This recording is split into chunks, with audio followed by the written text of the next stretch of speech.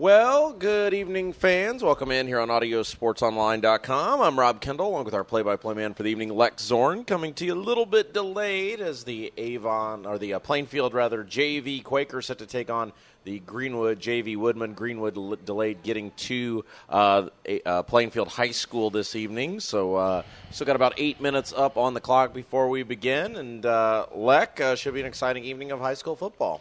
Oh, yeah, definitely a great Monday night action here. Plainfield's varsity team off to a very good start, 3-2, with the only two losses being close games against Avon and Roncalli, and really looks like they're going to, be a strong contender to make a deep run here in the Class 5A playoffs that start here in about a month. And after these two teams played on Friday night, the varsity teams with Plainfield winning 28-0. Now we get a look at the future of the programs with this JV game, and we have a nice crowd here on the Plainfield side.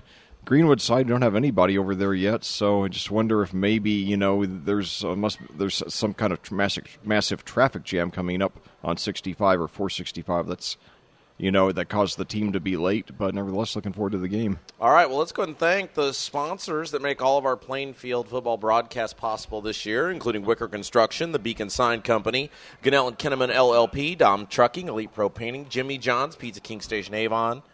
And we'll start by thanking Wicker Construction. For more than 2 decades, Wicker Construction has engaged in building one-of-a-kind homes and remodeling projects while exceeding client expectations, delivering projects with professionalism and integrity. Wicker Construction works closely with you, the client, to understand your lifestyle and construction needs. And the Beacon Sign Company specializes in local high school sports and event signage needs. This is their 13th year of supporting the Red Pride football program. They're located at 9305 East US Highway 36 in Avon. Call 272-2388 for all your signage needs, or stop by Monday through Friday, 9 until 6. And Pizza King is located at 8100 East US Highway 36, Suite A in Avon. Their dining room is open from 11 a.m. to 10 p.m., and carryout is available from 11 a.m. to 11 p.m. daily. Their phone number is 272-1707. Pizza King has a TV in every booth and a train that delivers drinks to each booth. And Elite Pro Painting is a small family-owned painting company. Elite Pro Painting does exterior and interior painting, both residential and commercial. They're open weekdays from 8 to 6 and Saturday 9 to 1. Their phone number is 388-1848. More information can be found by email at elitepropainting.com. By email at info@elitepropainting.com. And Jimmy John's offers freaky fast delivery and our last-minute catering specialists. They're located at 2683 East Main Street next to BW3s and are open from 10:30 a.m. to 10 p.m. Sunday through Saturday. More information can be found at 837-8282 or online at jimmyjohns.com. And last but certainly not least, Gunnell and Kinnaman provides total financial management for all your investment, insurance, accounting, and tax planning needs. They're located at 2680 East Main Street, Suite 124 in Plainfield. Meetings can be arranged by appointment by calling 203-4433. More information can be found at gkfin.com. Still got about 5 minutes up on the clock before we begin tonight's game. And like we said, Lex, should be an exciting evening, even though we're a little bit delayed. Yeah, that's right, and definitely looking forward to getting a look at the future of this program here. Coach Woodard has a great varsity team here this year, and now we get a look at some of the guys who maybe played some varsity minutes this year, but there have been, 4 or 5 good players at their position, so they haven't seen a lot of screen time or field time, excuse me. And then, also we have some guys, maybe sophomores who just, need to grow and build up their bodies a little more, and we're going to get a look at those guys tonight. And certainly, one thing that we've learned for over the last 11 years is that Coach Woodard is a great developer of talent. He's put, a couple of dozen guys or so in college football, one guy in the NFL, James Hurst with the Baltimore Ravens, and so it'll be a treat to, look at the guys who are going to be playing on the varsity a year or two from now, and maybe even, becoming stars of the team. So, Yeah, hey, speaking of Coach Woodard, don't forget the Brian Woodard Show comes your way every Monday here on AudioSportsOnline.com, our weekly chat with the head coach of the Plainfield Quakers, taking a look back to the previous week's game, looking ahead to this Friday night, and the Brian Woodard Show is up and available for your listening pleasure right now. You can go back and hear about the big win against Greenwood on Friday. Obviously, coach in a good mood today, and we'll look ahead to the big game on Friday night, a special time, 6 o'clock, as the Quakers take on the Decatur Central Hawks at Lucas Oil Stadium. That's right. Yeah, we hope you all will get out there for that event. It's actually going to be a doubleheader starting at 6, so make sure you leave early to beat that downtown traffic, and so you don't be late like Greenwood was tonight. And then after that, we got another Hendricks County team in action, Tri-West, who's 4-1 this year in Class 3A, four-time lower-level state champion. They play against the Lebanon Tigers, so you get 2 games there under the Friday night lights at the world-famous Lucas Oil Stadium. Yeah, and we will have both of those broadcasts for you, not only on Audio Sports Online, on those respective pages, but also on WYRZ 98.9. And so you can tune in the live audio broadcast. It'll be an audio-only broadcast on Friday for both of those games, but you can tune into that either online at AudioSportsOnline.com or on your radio dial in Hendricks County and Central Indiana on 98.9 WYRZ. So it should be a very exciting evening. Leck will be the crew charged with delivering all the action, so it should be a good time. Yeah, looking forward to calling those 2 games on Friday, and it'll be my 3rd trip to Lucas Oil Stadium as a commentator. Did we go last year? Yes. We did Hamilton Southeastern versus Westfield. That's right, and it started late. It started about 9 o'clock, if I recall. I think you're right, because I remember they had Center Grove and Center Grove and North Central. Yes, it's going to be a long night for us. Yeah, that's right. What's the name of the event? It's like the really big football night or something? Yeah, our buddy Ray Compton puts that on every year. Ray, awesome. Of course, he was the former marketing director for the Colts, as well as Pacers, Indiana Ice. Ray's pretty much done it all. Ray, it was great this year. He gave me a parking pass. I'm very excited about that. Yeah, and I finally have a free parking pass to the big event. So that saved me like $5. Yeah, definitely.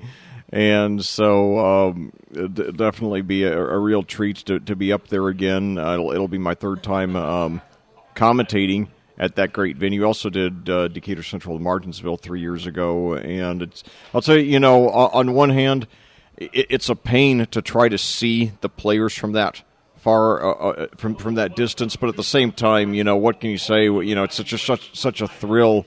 I was talking the other night about what a thrill it's going to be, and that we will pause for the national anthem.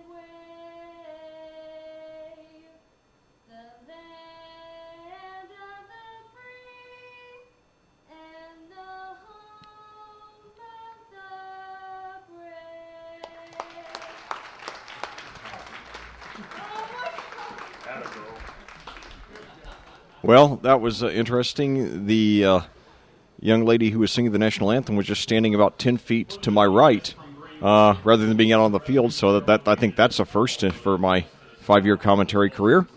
So I didn't catch the young lady's name, but thanks to her for singing the national anthem for us. And now your Quakers take the field to start off this game, and now the Woodmen follow a few seconds later. So, can I steal one of those rosters from you? Oh, yeah, absolutely, yeah. Thank you. Now we've got 2 for each of us. So I always get 2, so I can just don't have to keep turning them over.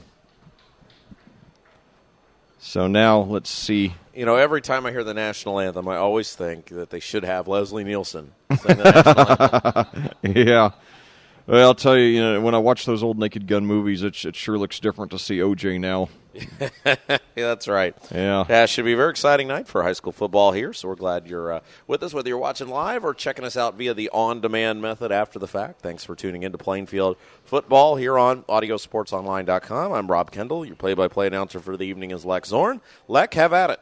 All right, well, Greenwood will kick off to start the game. We have 2 Quakers back deep to receive.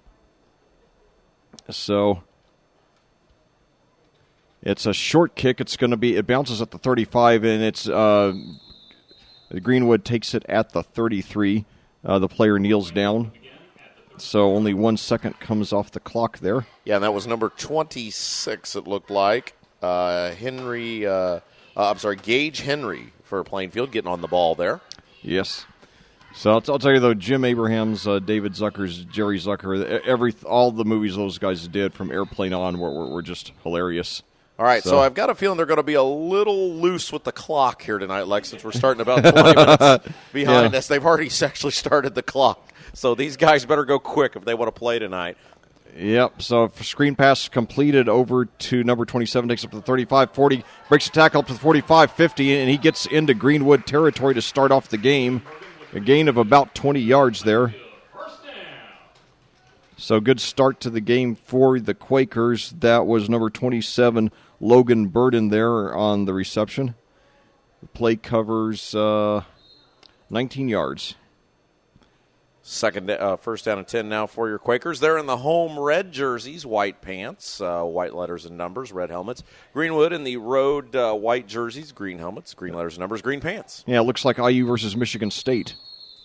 So, yeah, I always, before every game, I like to give the people who are listening but can't see it an idea. So, yeah, this looks like the old IU, not the new. And we got a penalty against Plainfield here. So they'll move the ball back 5 yards after that 19-yard opening pass.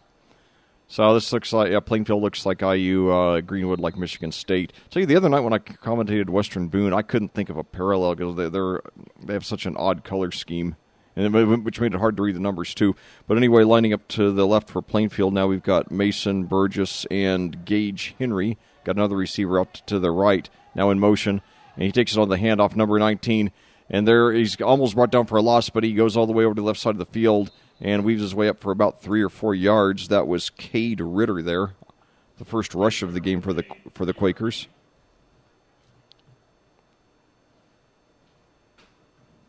He wears number 19. So now the clock will stop, and as they mark the ball at the 50, bringing up 2nd and 12. So now we have Gage Henry and 2 other receivers lined up to the right, 1 to the left, 1 running back, quarterback in shotgun. He fakes the handoff, throws up the middle, but it's off the fingertips of Ritter. Quarterback, by the way, is Davis Gellert for Plainfield. He is a junior, 5'7", 155, pretty small for a quarterback. But 3rd and 12 now at the 50. On the first possession of the game.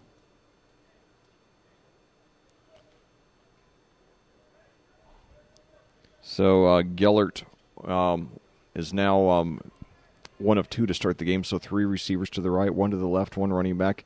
Gellert takes it this time. He keeps it, takes it over to the right side, gets past the 45, past the 40, and he's brought down at about the 39. He's going to be just a little bit short of the first down, but very well could go for it here. Yeah, it's going to be a big 4th down opportunity for Plainfield. They're about 2 yards short, need to get to the 38. They're going to spot him at the 40. So they give him exactly 10 yards. That'll bring up 4th and 2, so 10 yards on the first keeper of the game for Davis Gellert. Cade Ritter lines up now to the right, the only receiver. Now they line up with the reverse wishbone there, which Western Boone ran a lot of the other night. So now, and they got a first down and more. He's up to about the 30 there. Yeah, really nice job that time, Leck, getting the first down. That was number, was it 27 there? Yeah, Logan Burden, yeah. He also had a 19-yard reception earlier on the drive, on the first play of the game, in fact. So Burden, with 2 double-digit gains here on the first possession. They give him credit for 10 on that one. So now, one receiver out there with an I formation. Handoff there. He's got a hole that gets up to about the 24. So a nice gain there. That was, I believe that was 30 there. 31. So that is Bradley Gill. So already 4 different Quakers have rushed. So already, and that's typical of a Brian Woodard team. You see a lot of depth, a lot of different weapons they can hit you with. Now gives it to Gill again, and he's got the first down and more up to about the 18, about another 6 there. So the Quakers strike the red zone here on their first possession of the game. 7:52 to go and counting, no score yet. They give Gill credit for another 6 there.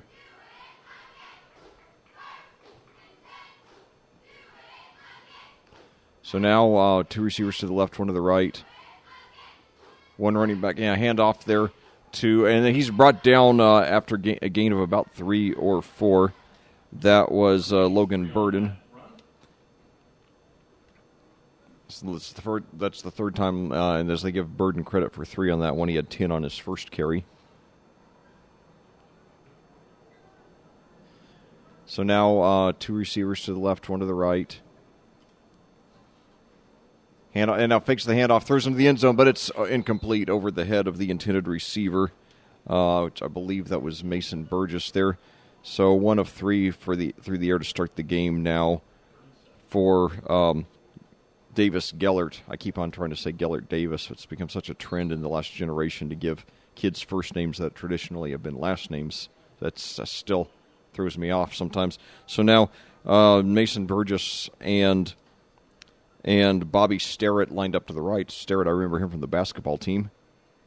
And now Gellert takes it and now pitches it over, and he's inside the 10. That was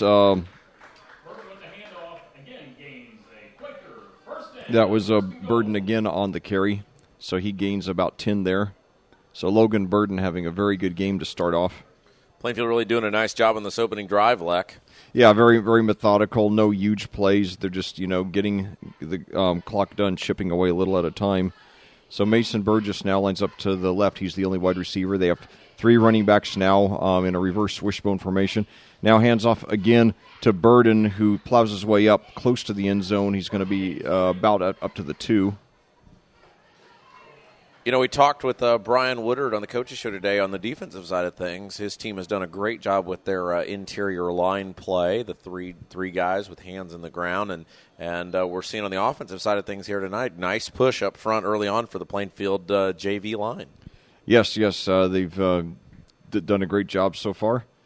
So now Burgess lines up to the right, and then we've got 3 running backs. Very interesting formation there. And now he fakes the handoff, and Gellert takes it all the way in himself. So Davis Gellert, after faking the handoff, a 2-yard keeper, his second of the game, and this makes the first score. So 6-0 with 6:19 to go here in the first quarter, and the conversion pending. Yeah, it was a nice ball fake there. All the Greenwood players went to the left, and he just pulled it, or went to their left, and then he pulled it out. And if you're a Plainfield fan, they went to the right and then took it left and put it in the end zone. It's hard because both sides have a left and a right, and they're different. Yeah, I screw it up all the time, yeah. So now pitch back to Burden, but he throws on the reverse to the other side of the field, and it's caught by the quarterback this quarterback that's caught by Davis Gellert for the 2-point conversion. A lot of people forget that the quarterback is an eligible receiver. and he got it there. So I think that's the first time I've ever commentated a quarterback catching a pass. It sure threw me off.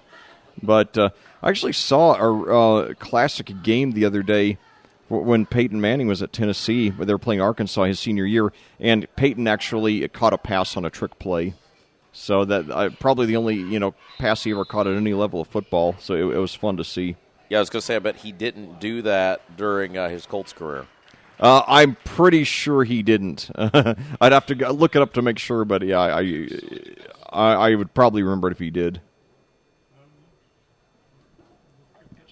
There's a nice pass there by Logan Burden, by the way. So with 6:19 to go here in the first quarter, your score: Plainfield 8, Greenwood 0. And, gee, it's very sad. Not a single Greenwood fan on the visiting bleachers. Well, we talked about that early on, that maybe there was some traffic backup or something that caused it. However, now what's going on here, Leck? I do not know. There's a. It appears we have a do-over. Evidently there was he gave this, I'm not sure if it was formation. I'm trying to figure out what's going on here.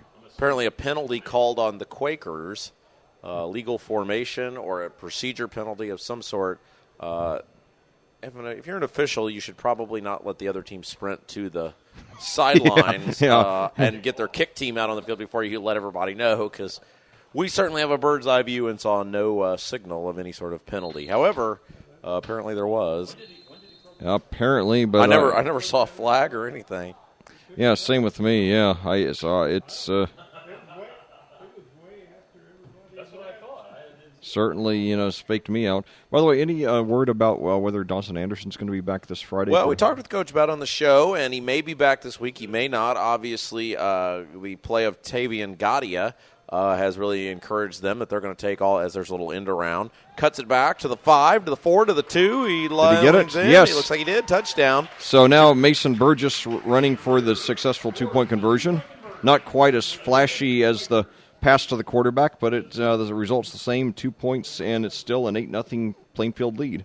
But he said, he may be back, may not, but the play of Tavian Gadia has made them obviously realize, or I'm sure they realized a long time ago, but they don't have to rush him back. They got a quality running back in the backfield as a backup, and so they're definitely going to be very cautious with Dawson Anderson. Yeah, absolutely. So, I'll tell you, Friday night's game should be a toss-up. I mean, Decatur Central has a great team as well. Certainly an outstanding quarterback in Bryce Jefferson, as well as an outstanding running back in Tyrone Tracy. But after that, it should be pretty smooth sailing the rest of the year, as we'll discuss. Well, through the regular season, anyways, we'll discuss later. But anyway, kicking off for Plainfield, it's a relatively short kick, fielded at the 22, right up to the 25, almost to the 30. That was Bree Brown. He's 5'70". He's 5'10", 270. Very, very heavy for a kicker. And so now we'll get the first look of the game at the Greenwood offense. Greenwood looks like they don't have many reserve players on the team. No, they don't. I wonder if maybe they had 2 busloads and one arrived and one didn't. But anyway. Greenwood's a big school too. They got a lot of kids that have a full varsity roster. I think they were down a couple kids on their varsity roster, so you don't know, maybe some of these kids that have been playing up on the varsity, they don't want to run the risk of getting them injured. There's a snap, quarterback keeper to the near side of the field, cuts it back, stacked up, and no gain on first down. Well, maybe a gain of about a yard. So first play of the game goes for, and quarterback slow to get up. So that's let's see, number 23. We don't have a 23. Yeah. So wow, I've seen players not on the roster before, but never the starting quarterback. So there's always a first. Because that's one of those things I call the charm of high school football. But nevertheless, they give him about 2 yards there.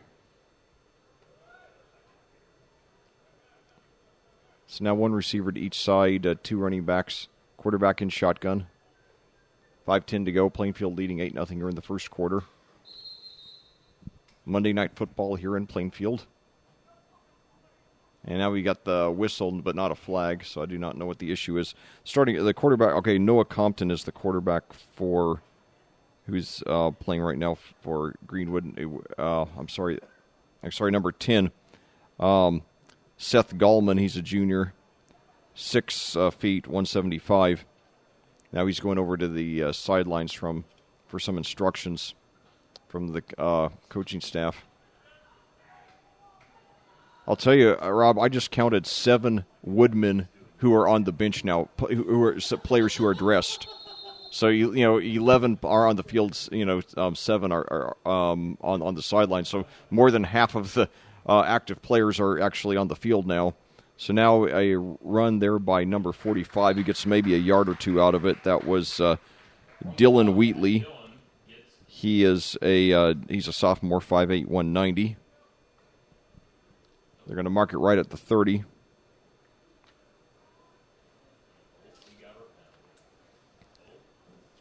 And we got a flag here. It's going to be against the Quakers. Face mask, yeah.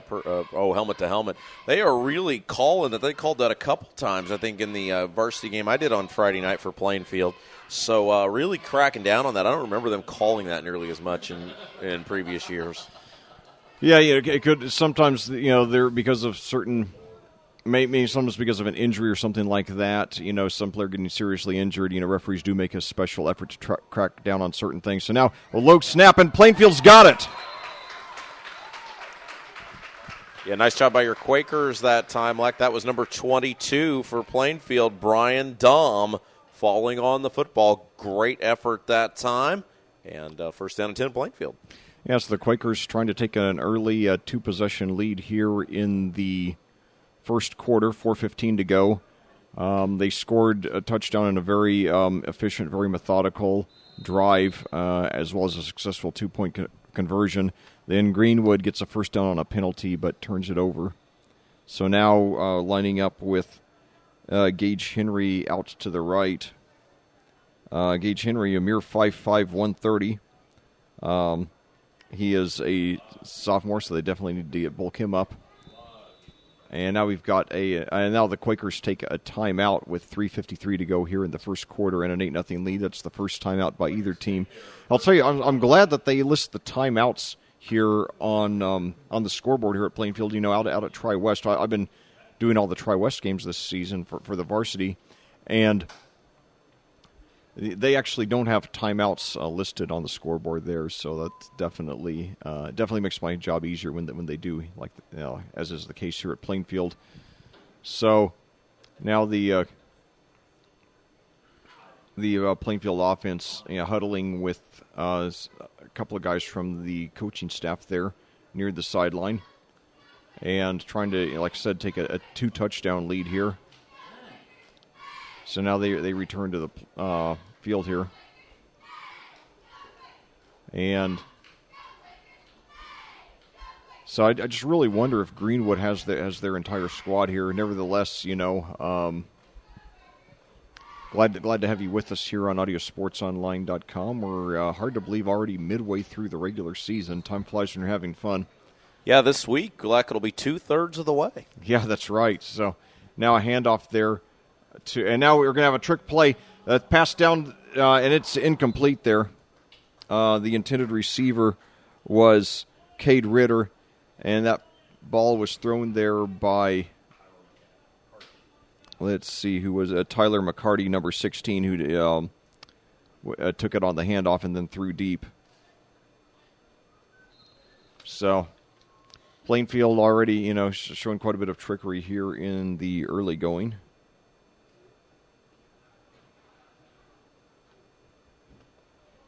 .347 to go here in the first quarter.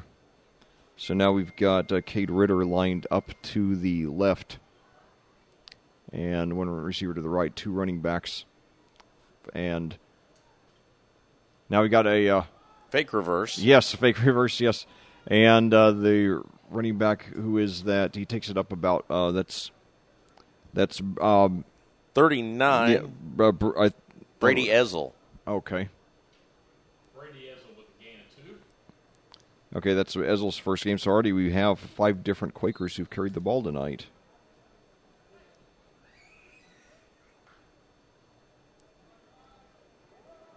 So that'll give you a gain of 2 for Ezel. So 2 receivers to the left, I formation for, no, I'm sorry. 2 receivers to the left, 2 running backs, quarterback and shotgun, hands off.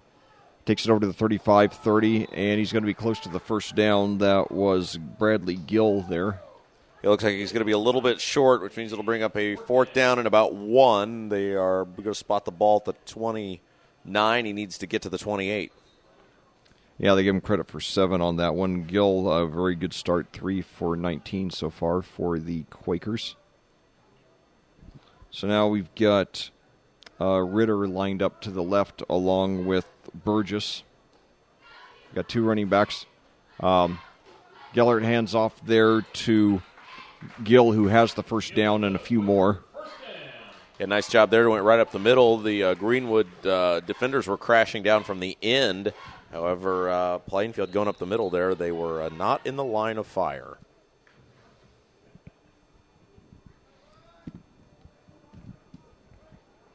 So now handoff there. And he's got the first down and more inside the 20, inside the 15. So the Quakers get into, are 2 for 2 tonight and getting into the red zone. Gill with a gain of 9. It'll be 2nd and 1. So Gill has another 9 on that play.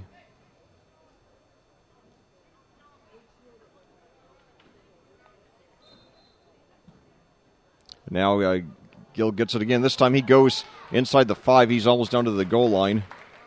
So Bradley Gill is becoming the go-to guy on this drive.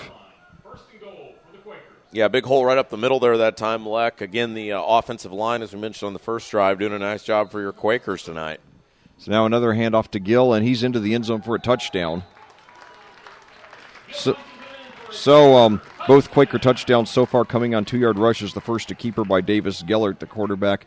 And now with 1:46 to go in the quarter by Bradley Gill, who I think he had about the last 4 or 5 carries on that possession.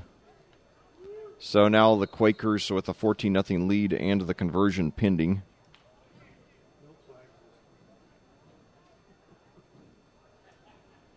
So 2 receivers lined up to the left, 2 running backs. Gellert in shotgun. Now he hands off to Gill again, but this time they're ready for him, and he's brought down, and the conversion fails.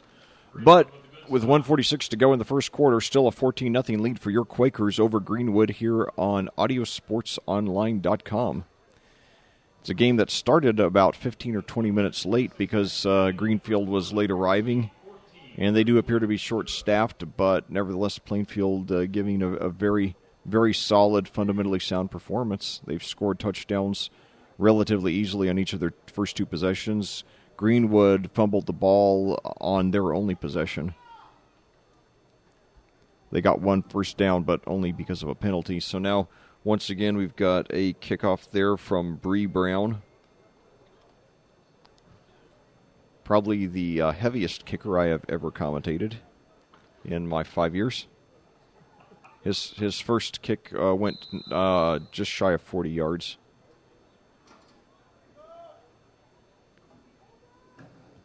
This one looks like it's going to be about the same. It bounces at the 26. It's picked up about the 22, and it's down there by Brandon Rosado. You know, it was a funny story. One time I was calling a baseball game a few years ago, a softball game, girls softball, and not, meaning to, be funny at all. There's this girl who was at bat, and, she was, really, really well-built. Like, if she was 5'7", she probably weighed, 250 or so. And I just mentioned that if they had a girls' football team, she'd be the starting defensive end. And there were the 2 kids who were doing the PA announcing. They just broke out laughing like it was the funniest thing they ever heard. So I was glad they got a laugh out of it anyway. But all right, the Woodman break huddle. Now we'll get the second look of the game at the Greenwood offense. They line up with 1 receiver to each side, as well as 2 running backs standing each side of the quarterback. And another bad snap, and it's this time Greenwood recovers, but they take a loss on it. It was number 35, Nick Willem, who actually is on the roster, who recovered it.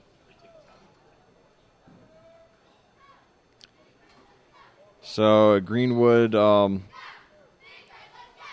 not counting penalties, only got 3 yards on their first possession. This time they start off that with to start off this possession with a 5-yard loss there, as Gillum saves a potential disaster there. So now screen pass, and it is incomplete there. That's the first pass of the game for Greenwood. First pass attempt of the game. So that'll bring up 3rd and 15, 44.1 seconds to go here in the first quarter at Plainfield. Woodmen, by my count, only have 18 players dressed for this game. Plainfield has about twice that. So that means that the Woodmen are going to have to play a lot of guys on both sides of the ball the whole game. And certainly that has a lot of potential for fatigue. So anyway, 3 receivers to the left, 1 to the right, 1 running back, quarterback in shotgun. He takes it, looks deep, throws, and it's intercepted, and it could be brought back all the way. And it is. Touchdown Quakers. That was Brian Dahm with 36.7 seconds to go. Great job by Dom that time. Made the interception, secured the ball, stayed on his feet. Yeah. 6 points for the Quakers. Yeah, so it's 20-0 with the conversion pending now. We're going to change positions here in a second. So let's see what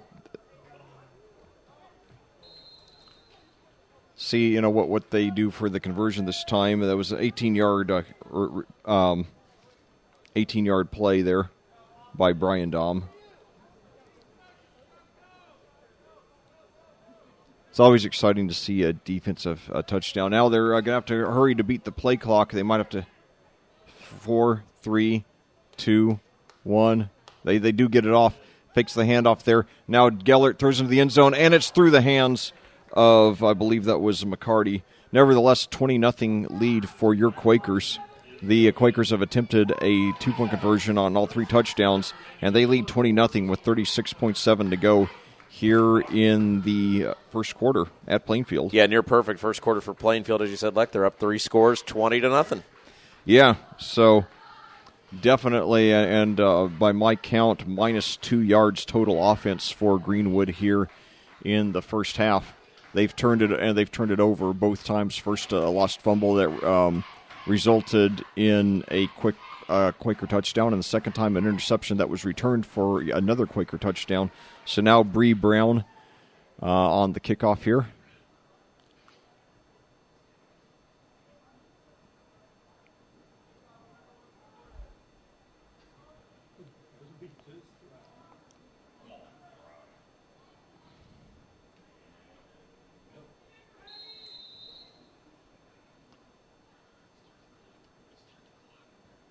So now he kicks all of his kicks are landing between the 20 and 30. This one goes out of bounds, and so the Greenwood will take over, I believe, at the 40, and they need any good field position they can get at this point.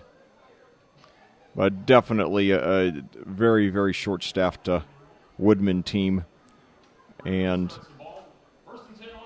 so like I said, I really wonder if maybe they had 2 busloads and only one managed to get here. Because there's not a single Greenwood fan, and Greenwood's got a pretty solid fan base. So, normal circumstances, you'd have a few dozen Greenwood fans over there. There must be some sort of massive traffic jam coming in here tonight. So, and Greenwood, they've been hovering around 500 for the last decade, so they're not a bad program by any means. But now their player is stuffed on this drive, on this play. That was Dylan Cloyd. It rhymes with Lloyd, but it's like a Lloyd with a C at the beginning. And that's going to be the end. No, we might have one more play.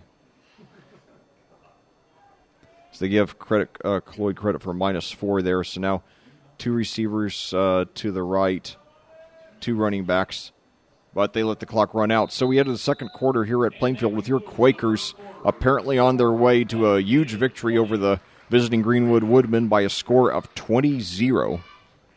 Go ahead. Yeah, I was just going to say, if you're just tuning in tonight, you're thinking, man, they're not even at halftime yet. The reason is Greenwood was about 20 minutes late arriving.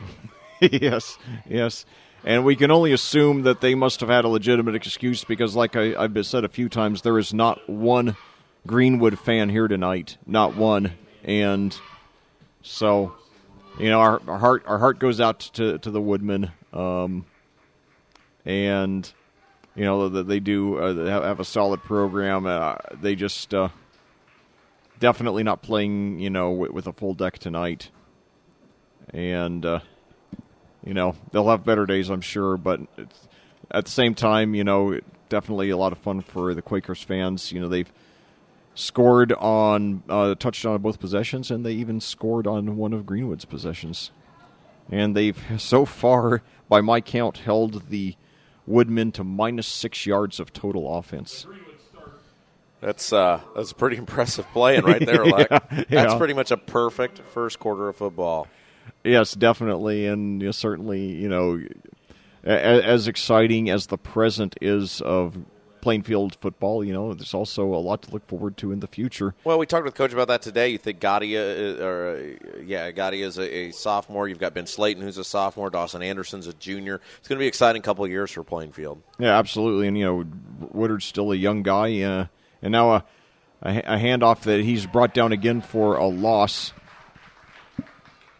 That time it was Nick Wilhelm.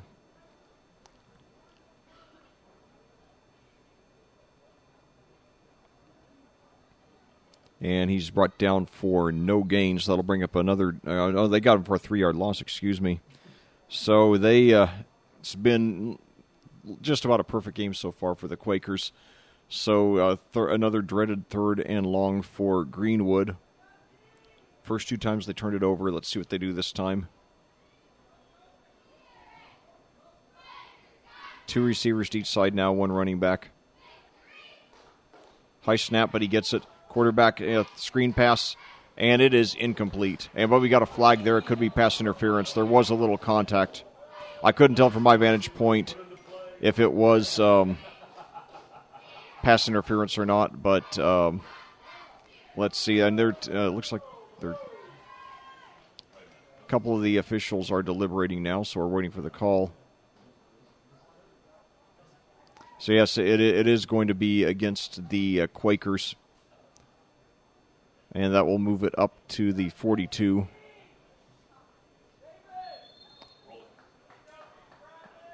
And I guess pass interference is an automatic first down, isn't it? That's in college. 15 yards. 15 yards. Okay, but so that will make it a 3rd and 2, which is a lot more manageable than 3rd and 17. However, the Woodmen have lost yardage on. I know we've got a flag here. Yeah, I'll say that's the first. The referee just blew his whistle and held his flag up in the air. He didn't bother dropping it onto the ground.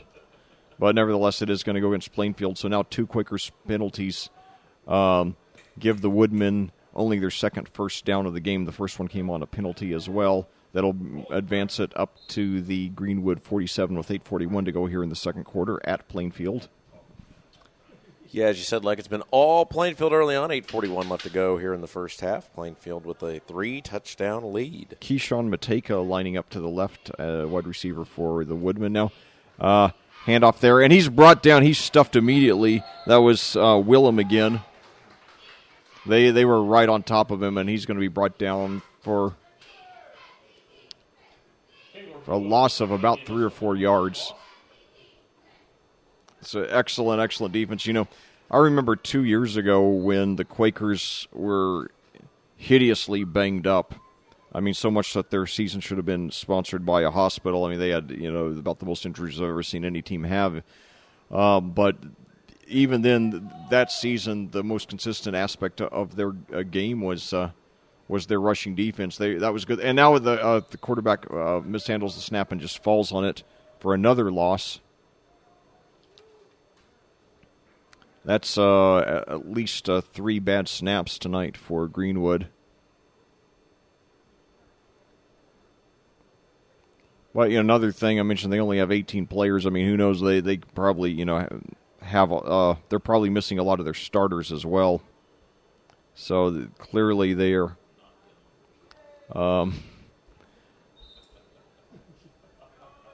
they're this game is like I said, that they're not playing with a full roster by any means. This is 3rd and 19 now. Takes the snap. They hammer him for another loss, but there's a late flag. We'll get him a first down. Boy, the Plainfield Quakers, I think this one's going to be a personal foul face mask. Yeah, it is. But, man, they've just been dominant on the line, both on defense and offense. Yeah, that is correct. So, I'll tell you, Plainfield is keeping this alive with penalties, though.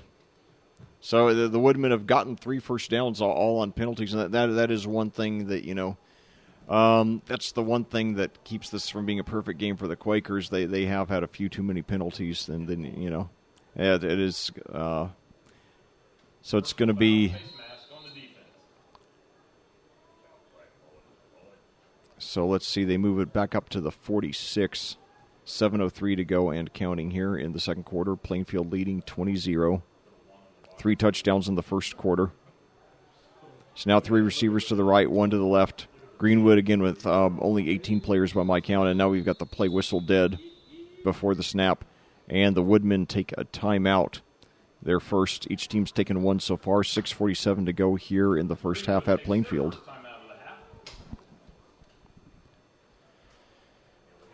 So,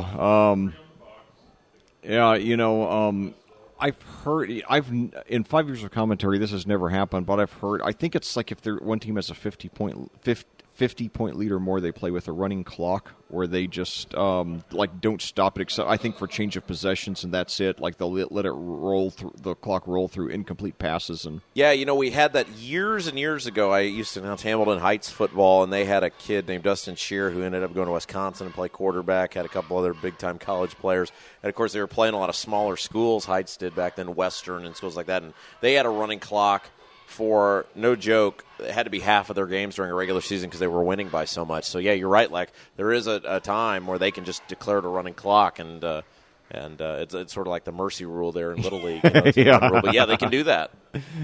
So 3rd and 11 now for the Woodmen now. They've lost yards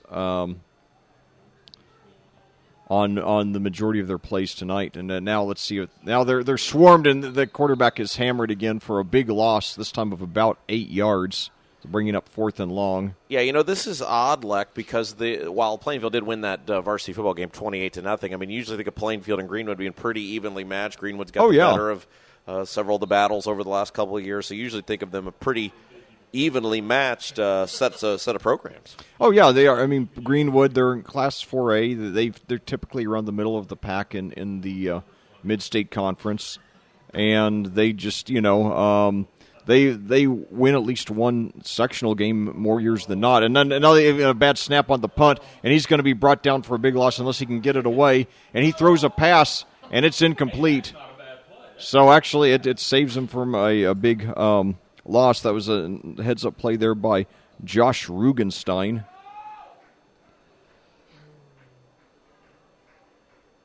So one of the few plays in this game in which the Woodmen have not lost yards. So 4th and, wow. So, like I said, obviously a lot of the Woodmen are severely short-staffed tonight.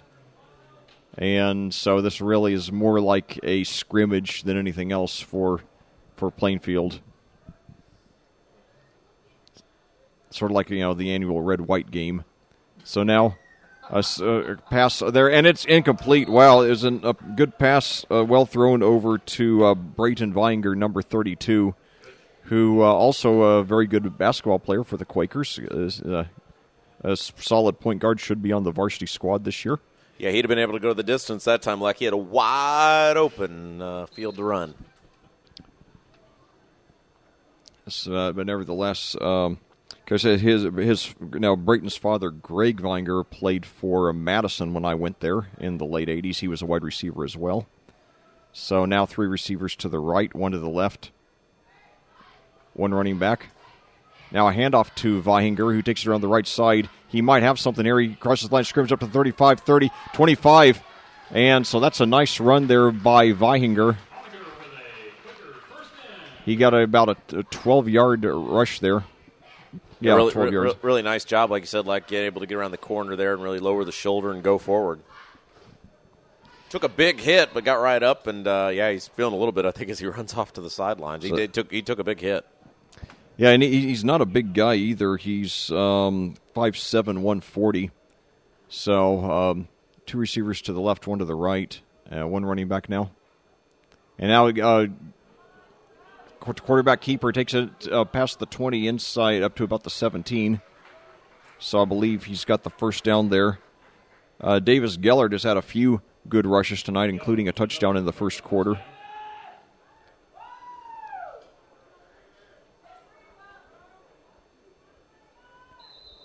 Got it at the 11 here, so that's Gellert with going 3 for 23 now, including a touchdown. So now 2 receivers to the right, 1 to the left. Fakes the handoff, throws up the middle now, and he's got a touchdown there. So Davis Gellert throws 16 yards to Mason Burgess, and it's a 26-0 Quakers lead with the conversion pending. Yeah, 4:36 left to go in the first half of action there, and it was nice ball movement that time. Really faked me out there, and I'm running the camera from above the stadium. Yeah.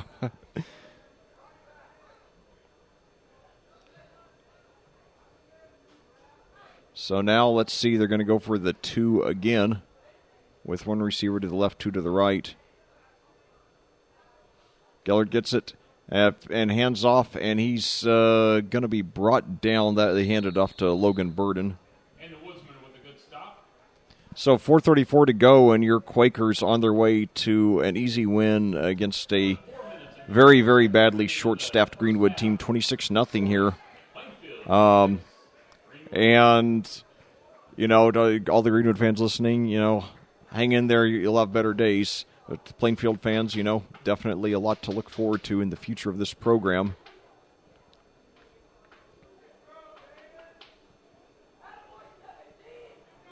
So definitely it's one of those games, if when your team wins a game like this, you just have to, enjoy it because you don't get many opportunities to roll like this, especially as competitive as the Mid-State Conference is, Typically, in a given year, you have 4 out of 7 teams. You usually have about 4 or 5 solid contenders for the championship here in the Mid-State Conference.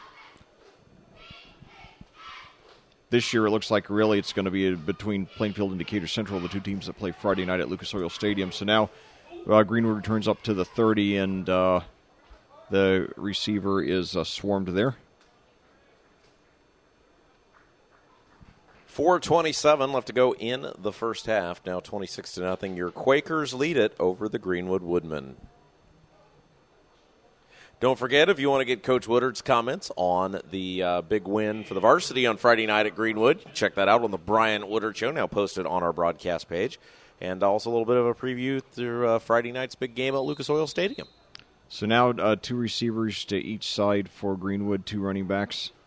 And now handoff, and he's brought down for another loss of 3 or 4 yards. Let's see, that was Cloyd there for, Wheatley, excuse me. And he's going to be brought down for a loss of 2.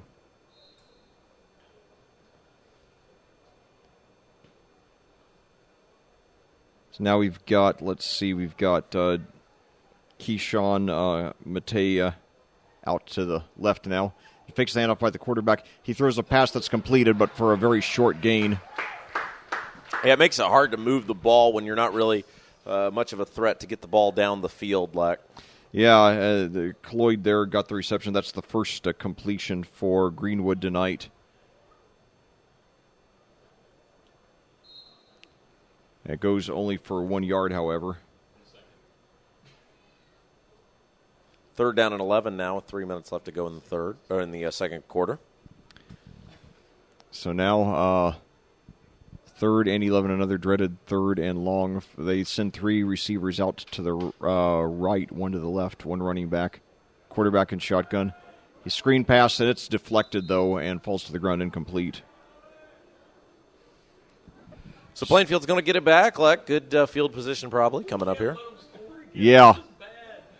So definitely, like I said, this really, with Greenwood having only 18 players by my count, this really is just a scrimmage, effectively, and just hope that they get through this game without anybody getting hurt. That's the main thing in a game like this. So now back to punt, and it's another bad snap. And will Rubenstein try to throw it again like he did last time? He runs up to the 20-25. He does throw it, and it is incomplete. So the punter, Josh Rugenstein, has thrown 2 passes now, both incomplete. But in both cases, he avoided potential disasters, either an interception or a blocked punt or Plainfield just picking it up and running it in. 2:37 to go now, and the Quakers take over at the Greenwood 31. 7:11 your time of day here.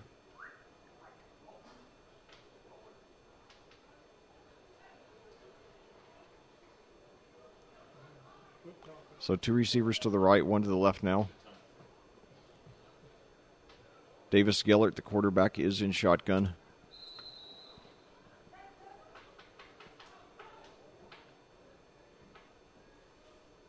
High snap, but he gets it down.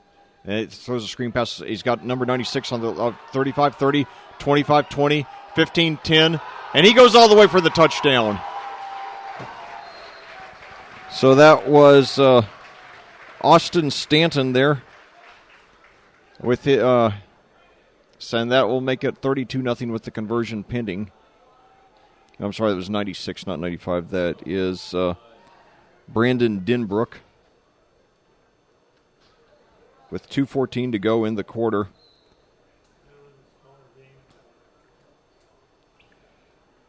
So, definitely a fun evening for the Quakers fans. And now they will go for a 2-point conversion for the 5th time this evening. They're one of the first 4. And that's about the only negative they've had today, other than a few too many penalties. So now Henry Gage and Bobby Sterrett laying up to the left. And now fakes the handoff. And now Gellert throws over for the successful 2-point conversion to Burgess. So that makes it 34-0 with 2:14 to go here in the first half at Plainfield. Your Quakers rolling over a short-staffed Greenwood team. A very, very, very painful game to watch. But certainly, a lot to be excited about if you're a Plainfield fan. Well, it's been all Plainfield, like pretty much a perfect first half of football. Yeah, they've had a few more penalties than you'd like to have, but other than that, yeah, it's just been an outstanding game. And, obviously when you're playing against a team this short-staffed, you're almost certain to win. But you at least, want to take the game seriously and execute well. And they've executed just about perfectly in this game in almost every area. So now kickoff up about the 23, brought up to 25-30, and brought down at about the 33.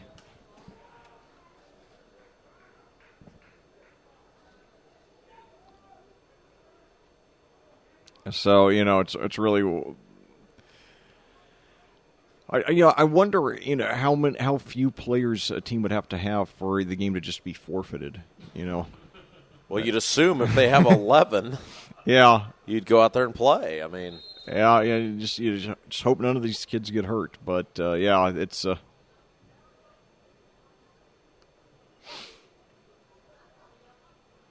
when I arrived the night and I wasn't here yet, I knew this was going to be an unusual night. But now the Woodmen take over 1st and 10 at the 33, and we got a beetle or something on the other side of the glass here. You know what kind of game it is, when you start talking about things like, what you see outside the window. other than the game. Now another big loss there on a rush attempt by the Woodmen. Nice job that time by the Quakers. Again, the line doing a great job just getting in there and pushing the Woodmen back as we near the 125 mark. Left to go here in the first half. Yeah, they gave it once again to Nick Willem. And he's brought down for -4. Willem, by my count, 4 rushes, minus 16 yards.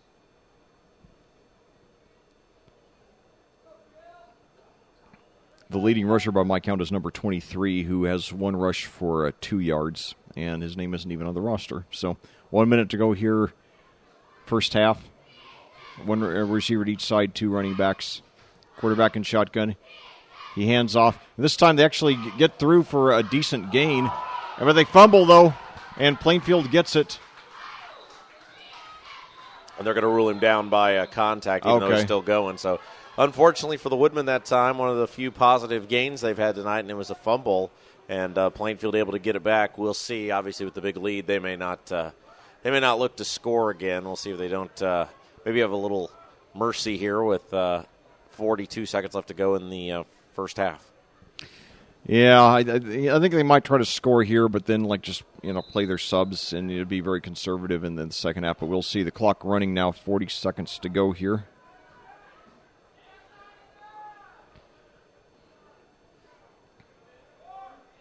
So now 1 receiver at each side, 1 running back. Gellert in shotgun, takes the snap, and now it hands off to number 34, takes it around the left side inside the 25, 20, 15, and he's knocked out of bounds about the 12, so that'll be a gain of about 21 yards there for Bobby Sterrett.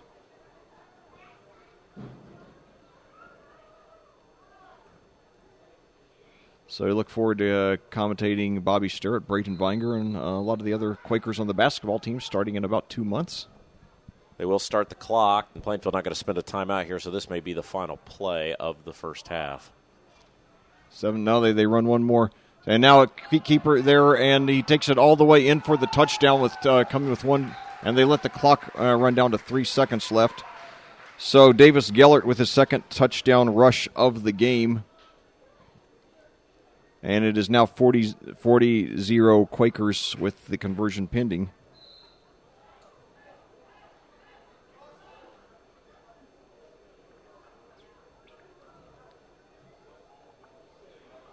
$13-yard rush there by Davis Gellert. I have him going 4 for 36, including 2 touchdowns now. So the lineup for the 2-point conversion now with Burgess and 1 other receiver out to the right. And with Logan Burden, the running back, and now they take it in for the Burden takes it in for the score. So the Quakers now 3 for 6 on 2-point conversion attempts tonight. So it comes the same as if they had gone 6 for 6 on 1-point conversion attempts.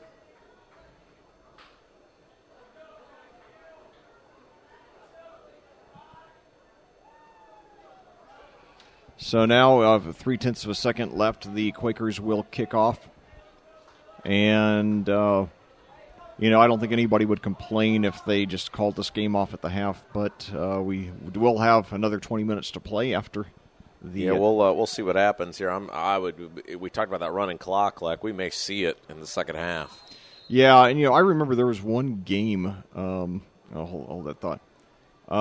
So a squib kick there, fielded at the 21, brought to the 25, 30, and brought down at about the 28. And that will end the first half here at Plainfield with your Quakers all over the short-staffed Greenwood Woodmen by a score of 42-0 here on audiosportsonline.com.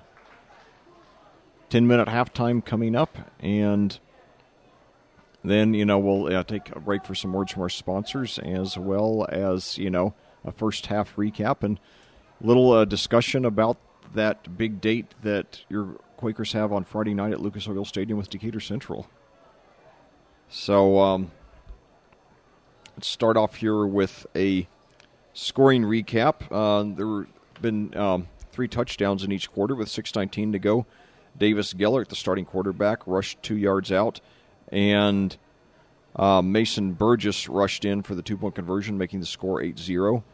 Then with 1:46 to go, Bradley Gill rushed in for a touchdown, and the two-point conversion attempt failed. With 36.7 seconds to go in the first quarter, Brian Dahm made an 18-yard interception return for a touchdown. Again, the two-point conversion failed. Then there were no scoring for over half a quarter until Plainfield exploded for three more quarterbacks, and Plainfield exploded for three more touchdowns in the last 5 minutes of the quarter, starting with 4:34 to go when Davis Gellert passed 16 yards to Mason Burgess.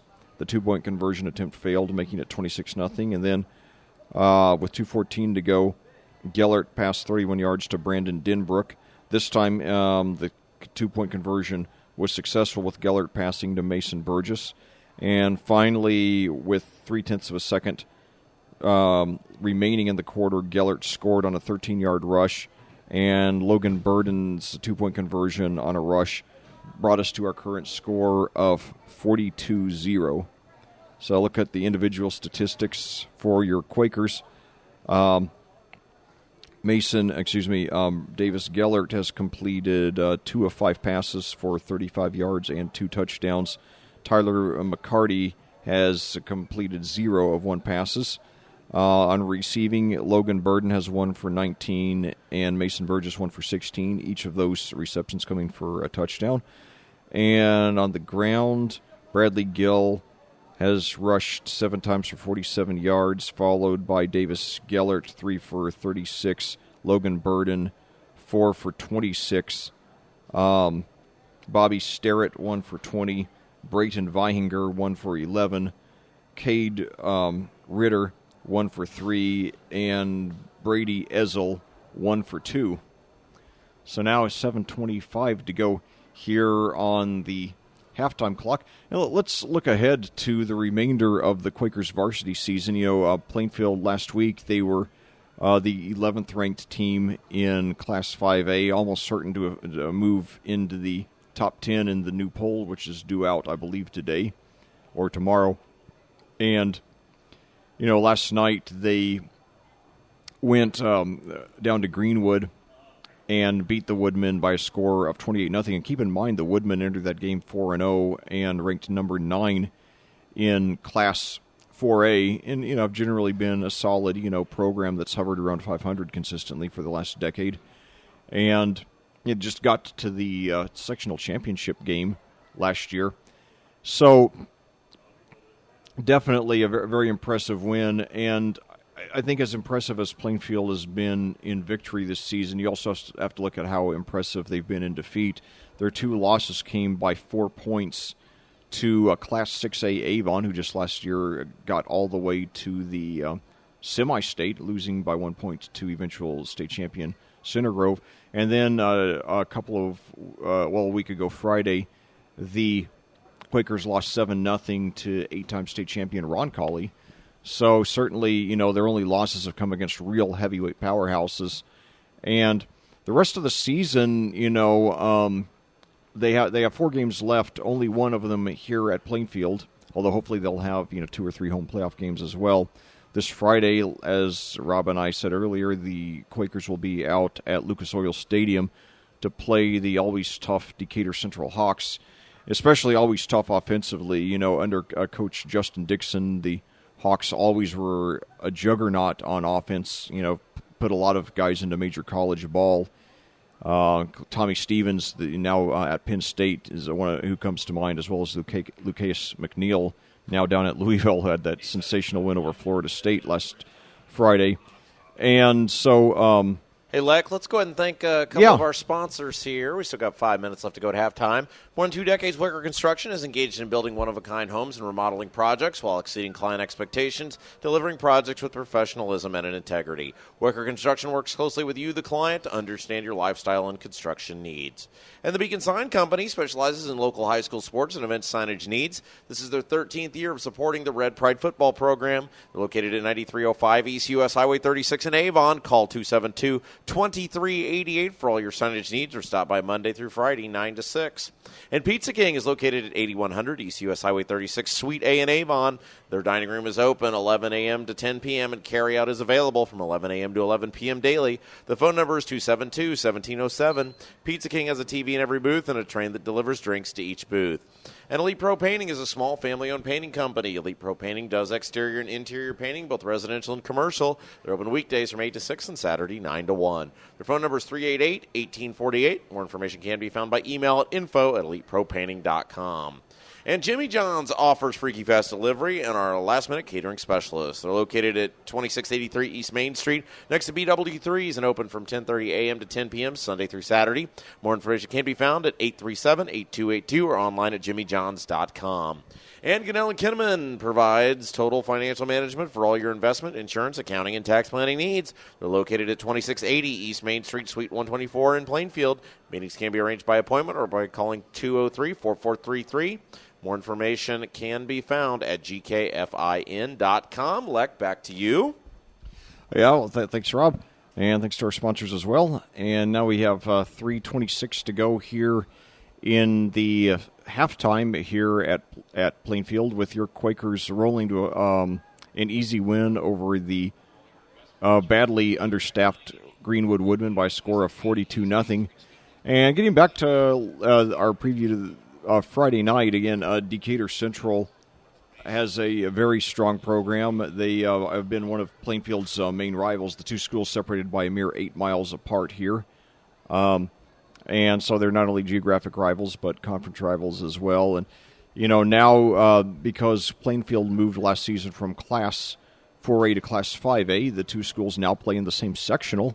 In fact, JP Sinclair and I brought you their heartbreaking loss, brought you Plainfield's heartbreaking loss to Decatur Central in the sectional last year, 30-27. And this year, Decatur Central is going to enter the game with a record of 4-1. Their only loss coming to Franklin Central in the opener since the win. And get this: the last four, they've not only won the last 3 games, but in their last, they've not only won their last 4 games, but in the last 3, they've scored 49, 61, and 66.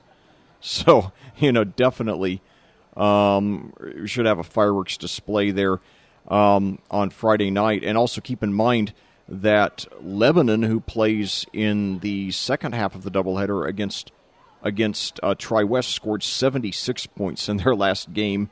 So I think I think the scoreboard might be in danger of breaking between those 2 games of the doubleheader Friday night. So definitely get out there to the stadium, support these kids, as they have a dream come true playing in an NFL stadium.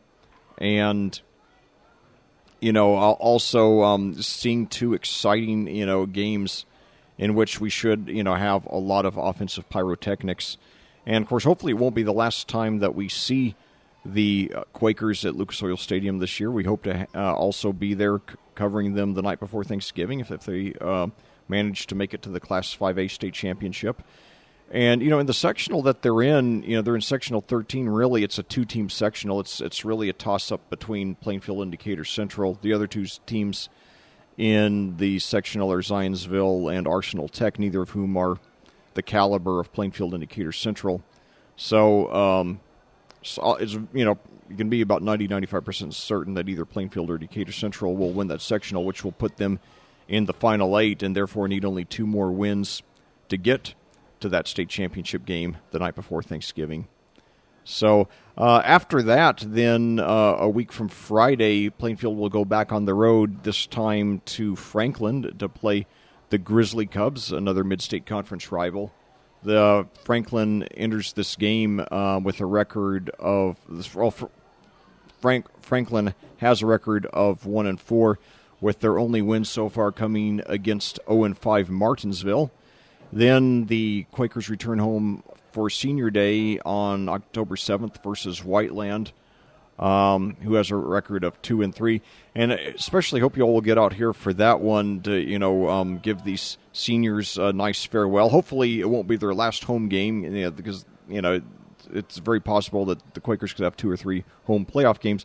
But it will certainly be their last regular season game for the senior class, who's overcome so much adversity so many injuries. A lot of those guys were really thrown into the fire when they were freshmen and sophomores, to fill the space of players who had been injured.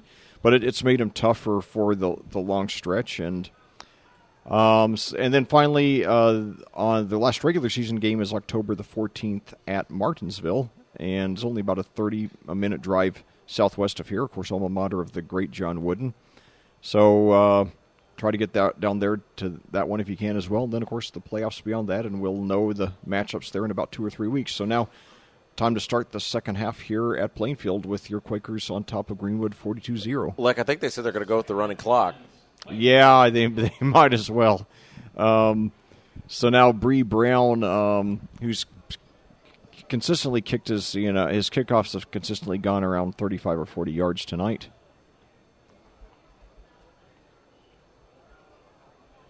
He's not listed, by the way, as a kicker on the roster here. By the way, he's listed as a defensive line and offensive line. This one goes up to about the 22, and it's fielded at just around the 20 and brought up to almost the 30 there. And that was Nick Willem who brought it up. He's probably handled the ball about as much as anybody has for Greenwood tonight. Well, no running clock so far. It's 9:52. They've got the clock stopped with 9:52. But anyway, we'll see what happens though. But they've started it again now though. So now Greenwood hoping to just get something going. They got negative yardage on the majority of their plays in the first half. 2 receivers to the right. Now a pitch back, and he's actually got some room this time, but he gets forward maybe 2. So I believe that was a Cloyd that time. 9:12 to go and counting. 2nd and 8.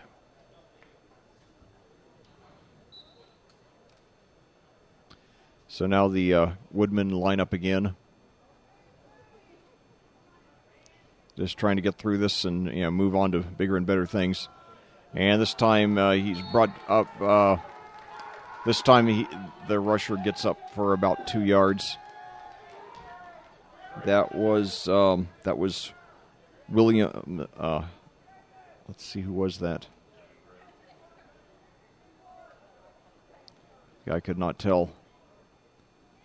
So 8:30 to go and counting here in the third quarter. Plainfield on top, 42-0.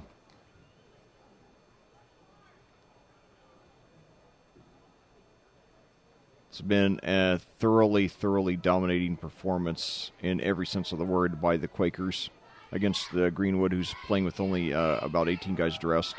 And now Willingham is brought down for a short loss there. 7:59 to go now. And that'll bring up another 4th down for the Woodmen. It's going to be go for a 3-yard loss there.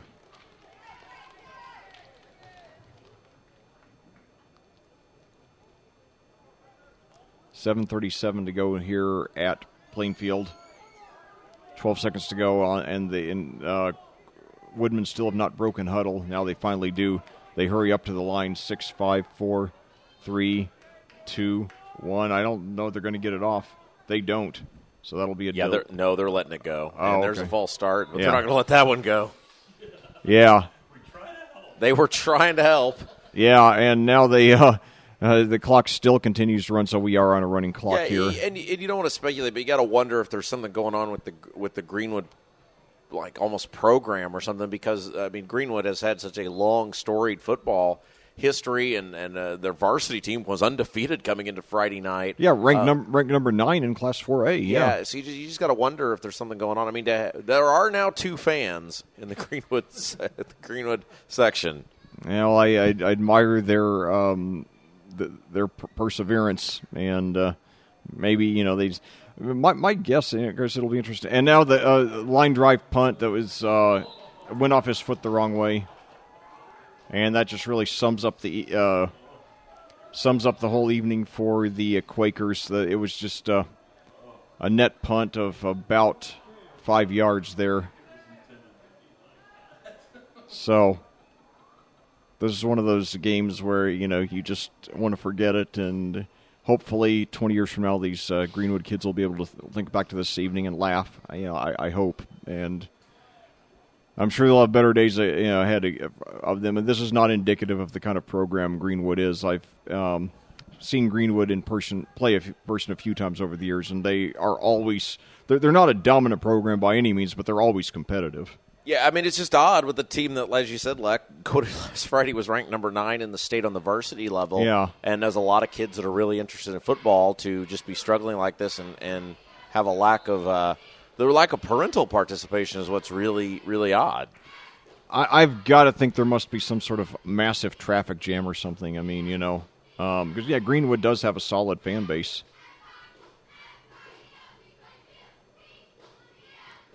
So, anyway, the Quakers now take over, already with the running clock nearly halfway through this first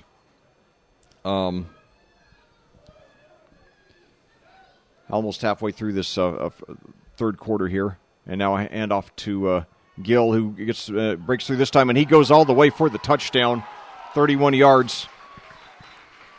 So the Quakers now not taking their foot off the gas yet. So Gill, after he was brought down for a loss, one of the few negative yardage plays for Plainfield all game, he comes back, on the next play and takes it in himself, 31 yards. So now 48-0 with the conversion pending. So I just hope the second bus of Greenwood players isn't out stranded still on the interstate somewhere, but, I'm sure we'll find out later. So now a handoff to Gill again for the 2-point conversion, and he gets it.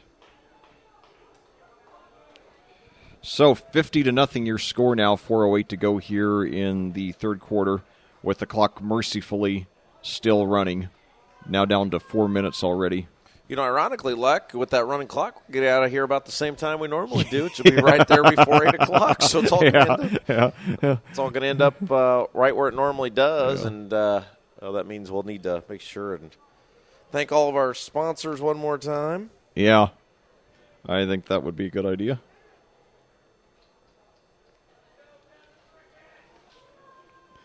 Well, like I said, as a commentator, I'm laughing at this now, and I hope these Greenwood kids will be laughing at this game in 20 years. So, I mean, heck, John Elway, now, he said, referring to that Cal Stanford game with the band screwing it up for Stanford, he says it gets funnier every year. So, Yeah, I bet he wasn't laughing at the time. Oh no, he was furious at the time, but he seems to have found peace with it now. Of course, 2 Super Bowls will do that for you. Yeah, definitely. And so, yeah, he did have a great career and ended up being Peyton's boss for the last few. It'll be interesting to see where Peyton goes from here after he, finishes his string of commercials with Lionel Richie. But anyway, the Woodmen take over, 2:44 to go, 7:38 your time of day here. So now lining up with 2 receivers to the right. They're willing to try just about anything at this point. Pitch back, and now they actually have some room, and he gets a good gain there.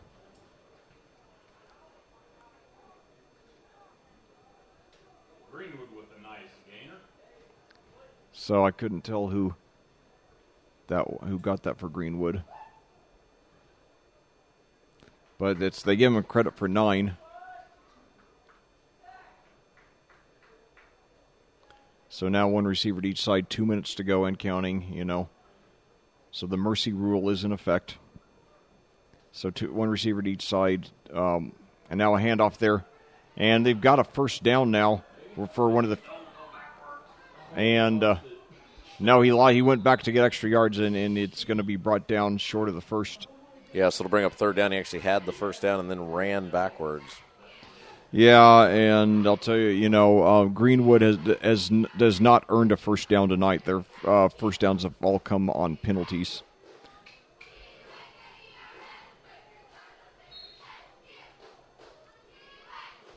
So that last, by the way, that was Nick McDaniel, a 5'9", 145 junior there. They give him down for the loss of 1. And now a handoff that time. And they got some yardage there. And that is enough for a first down. So there you go. Okay, that was Dylan Cloyd. There, they give him credit for 5 there.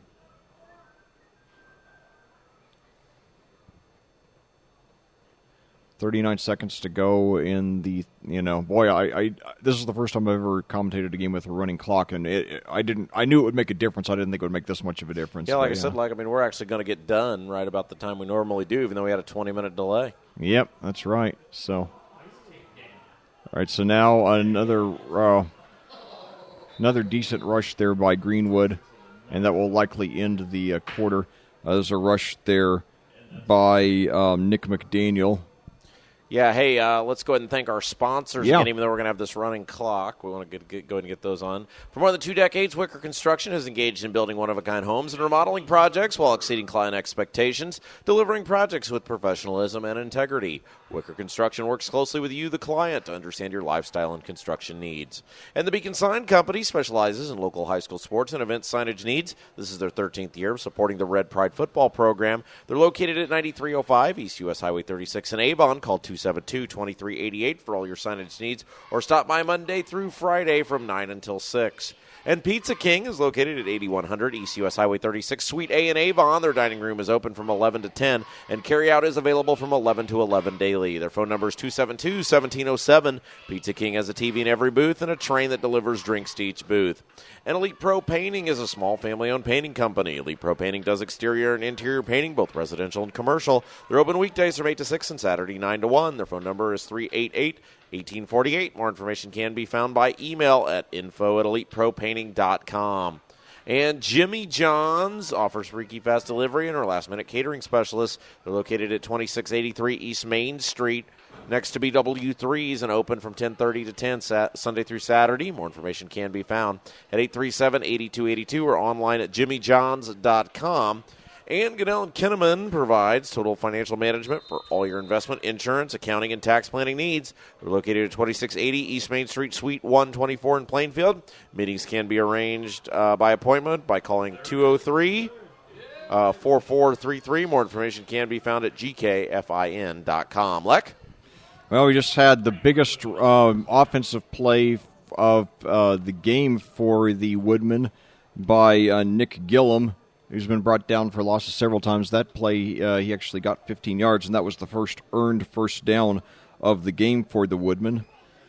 By my count, Gillum now has 8 yards to lead the Woodmen in offense. So, anyway, now pitch back now to McDaniel. He takes it over to the left side. He's got some room, gets about 2 or 3 out of it. So Greenwood trying to salvage something out of this lost game, starting to show a few signs of life on offense, as they give McDaniel credit for about 3 yards on that play. 2nd and 7 at the 40. And by the way, this is the first time all game that the Woodmen have been in Plainfield territory. So 8:35 to go now. Now a handoff there, and he's again gets close to the first down.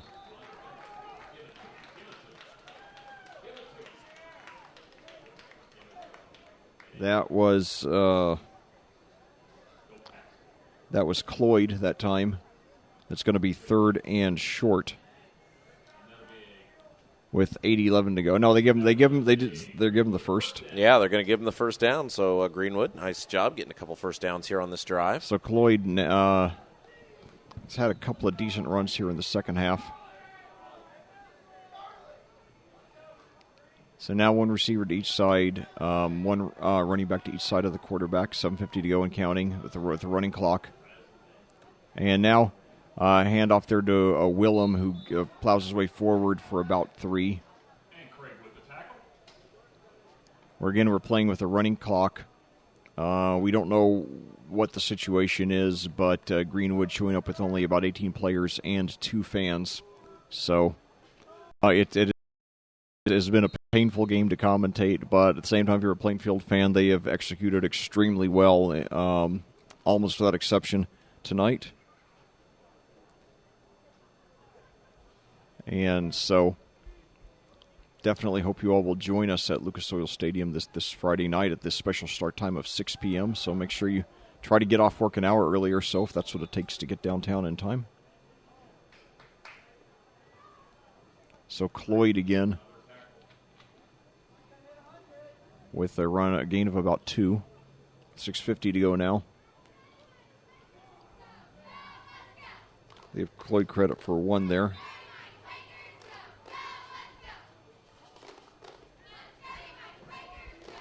.6:37 to go, 3rd and 6 at the Plainfield 29. Greenwood would like to at least get a score to salvage something out of this game in which they were severely underhanded. So now they line up with 2 receivers to the right, 2 running backs. Pitch back now. He takes it past the 30, past the 25, up to about the 22. He might have the first down. With that run, another Greenwood first down.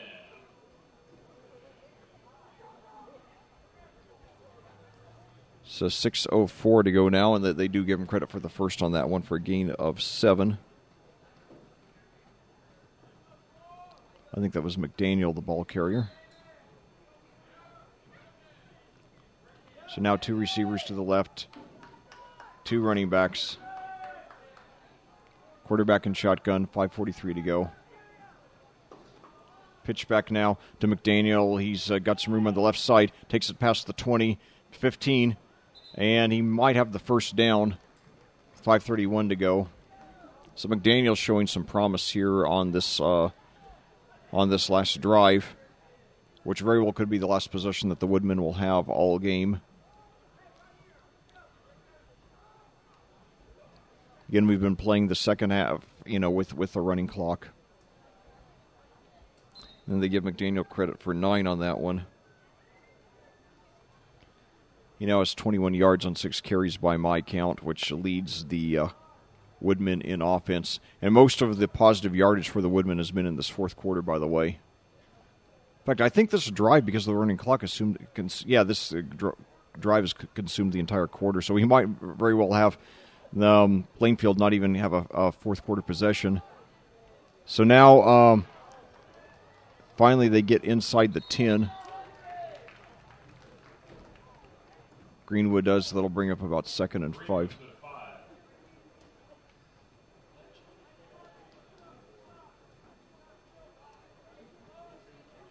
So let's see, that was there's 4:18 to go now. That'll be 2nd and 5 at the 5. The Woodmen trying to get a score here. Line up with 2 receivers to the left, 2 running backs. Quarterback pitches back to McDaniel, and he is into the end zone for a touchdown. 3:57 to go, and the Greenwood scores for the first time in the game. And now the score is 50-6 with the conversion pending.